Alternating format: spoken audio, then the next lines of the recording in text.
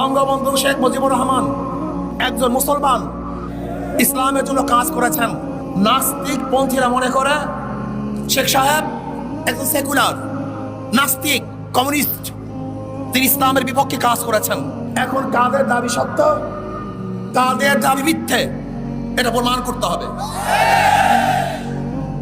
প্রথম শেখ সাহেবকে, তিনি জনাব শেখ মুজিবুর রহমান, তেনার বাবা শেখ লুৎফর রহমান, লুৎফর রহমানের বাবা শেখ আব্দুল হামিদ, শেখ আব্দুল হামিদের বাবা শেখ ইকরামউদ্দিন, শেখ ইকরামউদ্দিনের বাবা শেখ বুরহানুদ্দিন, শেখ বুরহানুদ্দিনের বাবা শেখ জানে মাহমুদ ওরফে তেকরি শেখ, শেখ তেকরি শেখের বাবা জনাব জহির শেখ, জহির শেখের বাবা জনাব দরবেশ আব্দুল আউয়াল,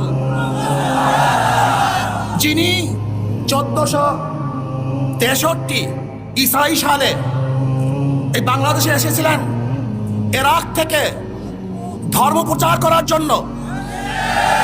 সোনারগাঁয়ে তিনি ধর্ম প্রচার করার জন্য এসেছিলেন। তেনার পূর্বপুরুষ সোনারগাঁয় শেখ আব্দুল আউয়াল, যিনি ইরাক থেকে এসেছিলেন, তিনি বাইজিদ মুস্তাফি রহমাতুল্লাহ আলাইহির একজন শাগরেদ ছিলেন। তেনারই বংশধর